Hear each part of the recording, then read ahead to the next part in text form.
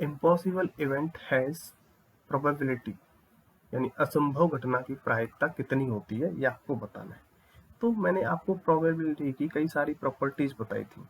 पहली चीज बताई थी कि ये हमेशा पॉजिटिव होती है।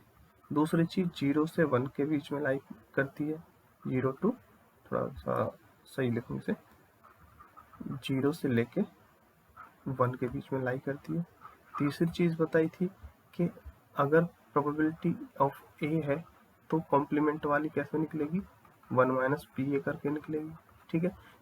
चौथी चीज ये कि अगर प्रोबेबिलिटी कोई इवेंट जो है वो होनी ही होनी है, श्योर इवेंट है तो उसकी प्रोबेबिलिटी 1 होगी क्योंकि वो तो होनी है।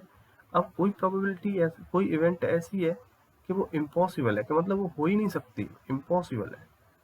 तो जब इम्पॉसिबल है, वो प्रोबेबिलिटी, वो इवेंट अकर हो ही नहीं सकती, तो उस केस में क्या होता है, प्रोबेबिलिटी 0 हो जाती है। तो यही चीज यहाँ पर पूछी है, impossible event has probability equal to 0, यानी ऑप्शन ए आपका करेक्ट आंसर होगा। आई होप कि आपको ये पांचों प्रॉपर्टी रिकॉल हो गई होंगी और यही मेरा मोटो था। ठीक है। जैसे जैसे आप सीरीज में आगे बढ़ते जाएंगे तो आपकी बहुत सारी चीजें रिवाइज होती जाएंगी। ठीक है। क्वेश्चन नंबर 112 इसे डिस्कस करें तो ये विदाउट रिप्लेसमेंट वाला है। ठीक है। तो यानी SRS WOR। अब दो चीजें पढ़ेंगे, एक SRS WR पढ़ेंगे और एक SRS WOR पढ़ेंगे। ठीक है। Simple random sampling without replacement from population size and, population का साइज कितना दे रखा है n, और सैंपल साइज कितना दे रखा है n।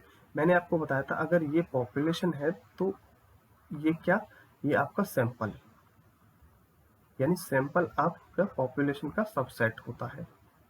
ठीक है। इसके साइज को आप कैपिटल एन से रिप्रेजेंट करेंगे, इसके साइज को स्मॉल एन से। ठीक, तो ये तो आपको क्लियर होगा ही। अब बात करते हैं कि WOR में और इन में क्या फर्क है। विदाउट रिप्लेसमेंट है ये। ठीक है।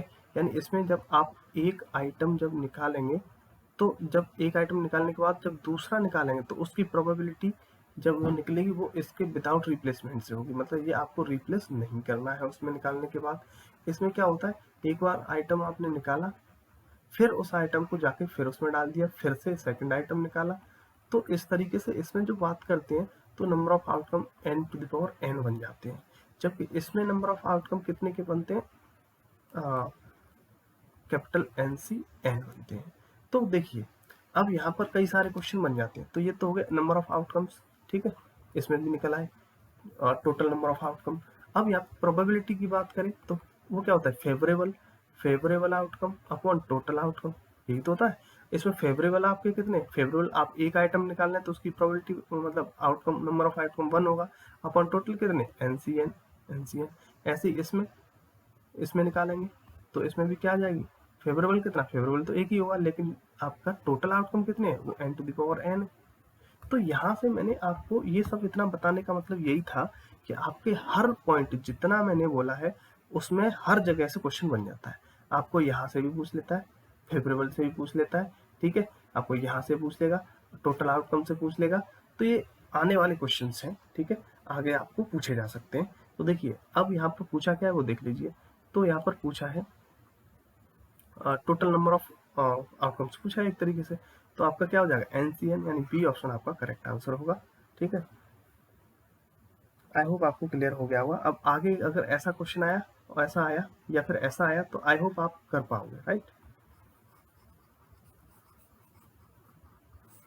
अब हम बात करते हैं नेक्स्ट क्वेश्चन की। ये प्रीवियस ईयर क्वेश्चन है। ये यहाँ पर कह रहा है a pattern of variation of time series that repeats every year, एक ऐसा पैटर्न जो हर साल रिपीट होता हो। आप सोचिए कौन सा हो सकता है। ठीक है, देखो अगर बात करें हम आइसक्रीम की बिक्री की बात करें, ठीक है, देखो आजकल तो ये है कि ऑल टाइम मिल जाती है, कुछ लोग ऑल टाइम भी खाते हैं, लेकिन जनरल ट्रेंड क्या होता है, आइसक्रीम आपकी गर्मियों में यानी समर के टाइम पे ज़्यादा बिकती है, यानी वही उसका सीजन होता है। उस टाइम पे अवेलेबिलिटी भी ठीक ठाक रहती है, जो भी वैरायटी आप चाहें वो मिल जाती है। तो इसकी बात करें तो देखिए हर साल ये पैटर्न रिपीट होता है।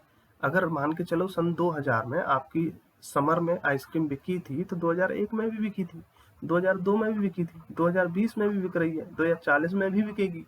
तो ऑब्वियसली क्या है, ये एवरी ईयर आपका ये पैटर्न रिपीट हो रहा है। तो ये क्या होगा, ये सीजनल है ना, सीजनल है। ये जस्ट मैंने आइसक्रीम का एग्जांपल लिया है, ऐसे ही आप किसी का भी ले सकते हैं।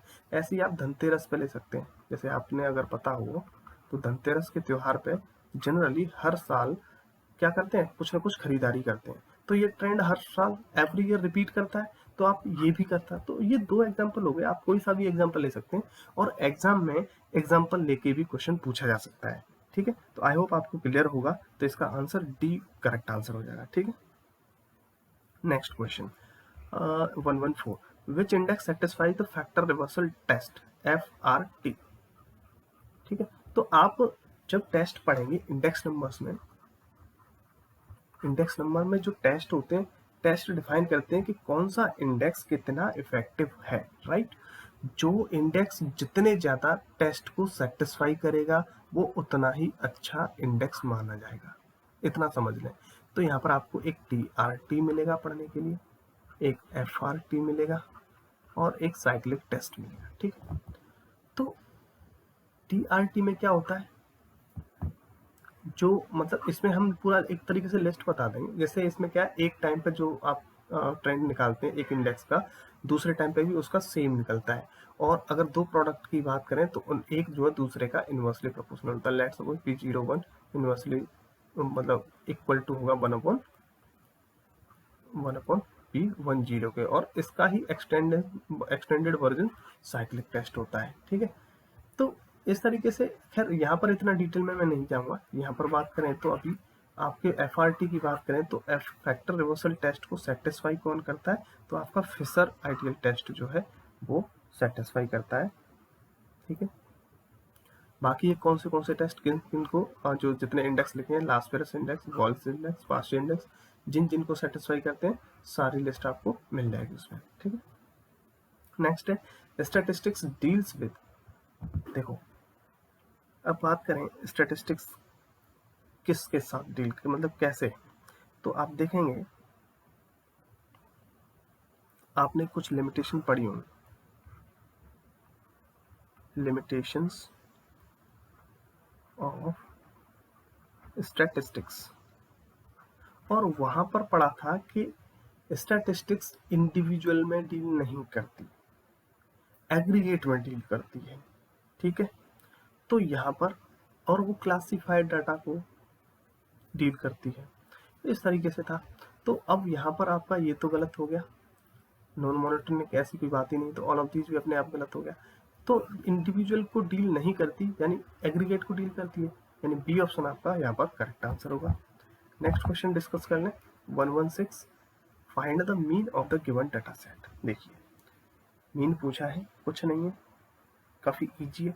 एक तो ये है कि देखो, अगर आप घर पे बैठ के इस क्वेश्चन को सॉल्व कर रहे हैं फिर तो ठीक है, आप आराम से x लिखिए, f लिखिए और फिर fx लिखिए, यानी आपका जो मीन है, मीन का फॉर्मूला यही तो होता है। अब मैं थोड़ा नीचे लिख दूं, मीन का formula summation fx upon n, एक मिनट n। ठीक है, तो आप x लिखेंगे यहाँ पर 1 2 3 4 5 6 7। ठीक, यहाँ पे f लिखेंगे 5 6 3 7 8 11 10। फिर जो है आप यहाँ से f का समेशन करेंगे तो यही n की वैल्यू होती है, तो ये आपका कितना आ जाएगा, ऐड करेंगे तो 50 आ जाएगा। ठीक है, fx करेंगे तो 5 into 1 5, 6 into 2 12, 3 into 3 9, 4 into 7 28, 5 into 8 40, 66 और 10 इंटू 7 70, और यहाँ से समेशन fx निकाल लेंगे तो ये आपका कितना आ जाएगा 230 आ जाएगा। ठीक है, तो यहाँ पर आपने 230 रखा अपॉन n कितना है 50 है, तो आपका 4.6 जो है आंसर आ जाएगा। ठीक, यानी ए ऑप्शन आपका करेक्ट आंसर होगा। लेकिन जब एग्जाम में आप करेंगे तो देखिए, आप सिंपली टाइम सेव करना है, आपको ये टेबल पूरी नहीं बनानी है वहाँ पर। ठीक है, आपको क्या करना है, सिंपली देखिए आपको ये x ये दे रखा है, f ये दे रखा है, तो fx ही तो चाहिए, तो 5 ये हो गया, 12 ये हो गया, मल्टीप्लाई करके, ठीक है, मल्टीप्लाई करके 9 ये हो जाएगा, ये 28 हो गया, ये 40 हो गया, ये 66 हो गया, ये आपका 70 हो गया, सबको जोड़ लो, सबको जोड़ेंगे तो 230 आ जाएगा, और यहाँ पे इस फ्रीक्वेंसी को सबको जोड़ेंगे तो ये 50 आ गया। तो 230/50 आपको जल्दी जल्दी से कोशिश करनी है इसमें कम से कम टाइम वेस्ट हो। तो इस तरीके से आपको फॉलो करना है, ठीक है। तो आई होप आपका ये क्वेश्चन 2 बार हो गया, एक तो इस तरीके से बता दिया, दूसरा इस तरीके से जल्दी जल्दी निपटाने के लिए, ठीक। और ऐसा क्वेश्चन आता है, इसमें जो क्वेश्चन पूरा 1000 की ये सीरीज हमने बनाई है, इसमें वैसे क्वेश्चन ही ज़्यादातर लिए हैं जिनकी पॉसिबिलिटी बहुत ज़्यादा है आने की, ठीक है। तो आप ये कोशिश न करें कि कुछ क्वेश्चंस को स्किप कर दें, क्योंकि अगर स्किप ऑलरेडी आप 70 से 75 क्वेश्चन की तैयारी कर रहे हो, ठीक है, 70 से 75 या 70 से 80 क्वेश्चन की आप तैयारी कर रहे हो, इसमें से भी छोड़ देंगे तो फिर आप नहीं कर पाएंगे, समझ रहे हो।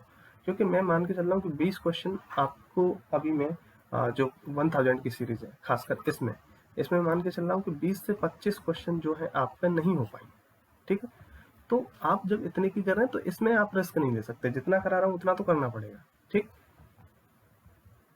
नेक्स्ट है, if we multiply from each observation variance, तो अगर हम हर ऑब्जर्वेशन, हर अवलोकन को अगर गुणा करें तो विचरण क्या होगा, ये मैंने आपको पहले शायद पार्ट 1 और पार्ट 2 में बताया है। तो आप पहले एक बार रिकॉल करें, वीडियो को पॉज करके खुद आंसर दें, ठीक है। बाकी फिर मैं तो बता ही दे रहा हूँ। तो जब मल्टीप्लाई करते हैं तो आपका वेरिएंस बदल जाता है, यानी चेंजेस। जैसे मैंने आपको बताया था कि एक आप याद करो, अगर कोई रैंडम वेरिएबल x है, उसका variance let suppose sigma square है, ठीक है। तो अब हमें 2x यानी मल्टीप्लाई करके 2x का वेरिएंस अगर निकालना है, तो मैंने बताया था कि ये जो आगे होता है उसका क्या कर देते हैं स्क्वायर, ठीक है। और इंटू x का वेरिएंस क्या है सिग्मा स्क्वायर, तो 4 सिग्मा स्क्वायर निकलेगा। तो देखा आपने जो रैंडम वेरिएबल में उसमें 2 का गुना किया तो आपका वेरिएंस जो है वो 4 गुना निकला। तो क्वेश्चन ऐसे भी पूछा जा सकता है कि अगर हम उसमें 2 का गुणा कर दें तो वो कितना गुना आएगा, ठीक है, या फिर 2 का डिवाइड कर दें तो कितना हो जाएगा, तो 1/4 हो जाएगा, समझ रहे हो ना। तो आई होप आपको समझ में आ गया होगा। क्वेश्चन नंबर 118 डिस्कस कर लेते हैं। Calculate the coefficient of range for the following set of data. ये एक डाटा सेट दे रखा है, कोएफिशिएंट ऑफ रेंज की बात करें तो यहाँ पर पूछा है, और ये मैंने आपको बता दिया था पिछले पार्ट में भी शायद ऐसा क्वेश्चन कराया है। तो रिवीजन के लिए है L-S/L+S। L लार्जेस्ट क्या है यहाँ पर 12 है, स्मॉलेस्ट क्या है 3 है, 12 + 3 तो 9/15, ठीक है। तो 0.6। अब देखिए 0.6 तो कोई भी आंसर नहीं है। तो जहां पर भी आपके कोफिशिएंट की बात, ये इसीलिए शामिल किया है क्योंकि लास्ट जो क्वेश्चन कराया था उसमें परसेंटेज में नहीं था, और यहाँ पर आप इसमें परसेंटेज में है, इसमें आप 100 का मल्टीप्लाई कर दीजिए 60 आ जाएगा, यानी डी ऑप्शन आपका करेक्ट होगा। तो जब भी कोफिशिएंट्स की बात करें या आगे चल के आप इंडेक्स भी पढ़ेंगे, अगर आपका जो पॉइंट्स में निकला है उस हिसाब से नहीं दिया है तो इसका मतलब उन्होंने हिडन तरीके से वो परसेंटेज में पूछा है, ठीक। क्वेश्चन नंबर 119 डिस्कस कर लेते हैं। Moments are statistical constants from m which we can find the different features of a distribution। कौन सा जो है इनकरेक्ट है। तो जैसे जब आपको एक चैप्टर पढ़ाया था मोमेंट्स, कुर्टोसिस और स्क्यूनेस, उसमें हमने बताया था कि आपका μ0, μ1, μ2, μ3 ... μr, और आपको μr का फॉर्मूला बताया था। क्या बताया था μr का फॉर्मूला, समेशन f(x - x bar to the power r upon n), ठीक है। अगर वो ग्रुप्ड है तो, अनग्रुप्ड है तो summation x - x bar to the power r upon n, यही बताया था। तो यहाँ पर ये μr होता है। आप r की वैल्यू 0, 1, 2, 3, r की वैल्यू 0, 1, 2, 3 ऐसे करके रखते जाएंगे, आपको वो मूवमेंट्स मिलते जाएंगे और वो कांस्टेंट मिलेंगे, उनकी वैल्यू कांस्टेंट मिलेंगी। तो ये क्वेश्चन का यही कहना था कि वो ऐसे कांस्टेंट होते हैं। अब इसमें होता क्या है कि जब आप फर्स्ट सेंट्रल मोमेंट निकालते हैं ना, तो फर्स्ट सेंट्रल मोमेंट वही आपका मीन के बराबर निकलता है, यानी फर्स्ट जो है मीन के बराबर निकलता है, सेकंड वेरिएंस के बराबर निकलता है। तो देखिए अब जो वही प्रॉपर्टीज दे रखी है, first central moment is the mean, यानी ये तो सही है। Second central moment is the variance, यानी ये भी सही है, बहुत सही। तीसरा, second and third central moment are needed to find skewness. मैंने बताया था कि जब आप स्क्यूनेस कैलकुलेट कर रहे हैं तो बीटा कोफिशिएंट जो उसका निकालते थे स्क्यूनेस का, ठीक है, स्क्यूनेस का, तो क्या होता था μ2 क्यूब अपॉन μ3 स्क्वायर, ठीक है। तो आपको ये फॉर्मूला बताया था। तो μ2 क्या सेकंड और μ3 क्या थर्ड सेंट्रल मोमेंट। तो second and third central moment skewness को कैलकुलेट करने में यूज कर जा रहे हैं। ये सेंटेंस भी बिल्कुल सही है। अब देख लेते हैं next, second and fourth central moment are needed to find kurtosis. तो ये आपका यहाँ पर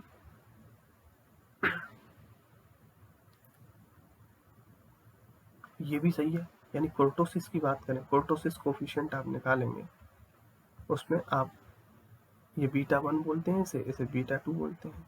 तो μ4 अपॉन μ2 स्क्वायर, यानी फोर्थ एंड सेकंड जो है आपका कोर्टोसिस निकालने में यूज हो रहा है, यानी ये भी सही है। एक मिनट, सारे सही है तो फिर गलत कौन सा है, हमने कौन सा मिस किया है?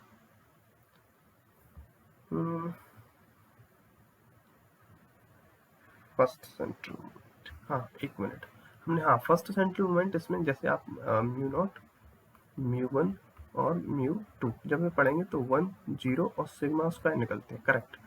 तो आपका ये गलत हो गया, ठीक है, यानी ए ऑप्शन गलत है, यानी ऑप्शन एक आपका आंसर होगा, क्योंकि इनकरेक्ट पूछा है उसमें, ठीक है। मैंने शायद यहाँ पर कुछ आपको थोड़ा सा गलत बता दिया।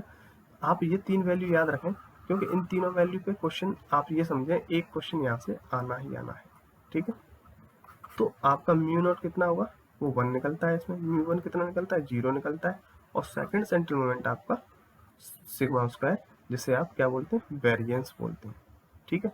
तो ऐसे ही पूछा जा सकता है कि μ0 कितना आता है, 1 आता है, μ1 कितना आता है, 0 आता है, μ2 कितना आता है, सिग्मा स्क्वायर आता है। तो यहाँ पर आपका ए ऑप्शन करेक्ट आंसर हो जाएगा। Next question, variance of degenerate random variable. तो डीजेनरेट रैंडम वेरिएबल जब आप पढ़ेंगे तो डीजेनरेट डिस्ट्रीब्यूशन, उसमें आपको सारी चीज़ें बताई गई हैं कि उसका मीन कितना होगा, मीडियन कितनी होगी, ठीक है, मोड कितना निकल के आता है, स्क्यूनेस क्या होती है। तो ये सारी चीज़ें, यानी जो भी पॉसिबल क्वेश्चंस हो सकते हैं, सब एट अ ग्लांस दे रखे हैं, समझा रखे हैं आपको अच्छे से, ठीक है। तो यहाँ पर पूछ रहा है, यहाँ पर वेरिएंस, ठीक। तो वेरिएंस की बात करें तो जब इसका वेरिएंस जो है वो 0 निकलता है, डीजेनरेट रैंडम वेरिएबल का वेरिएंस 0 होता है, यानी ऑप्शन इसमें आपका एक करेक्ट आंसर होगा, ठीक है। आई होप आपको चीज़ें समझ में आ रही होंगी, और जो भी प्रॉब्लम है आप कमेंट बॉक्स में बता सकते हैं, और PDF आपको इसकी डिस्क्रिप्शन बॉक्स में मिल जाएगी, वहाँ से आप डाउनलोड कर सकते हैं।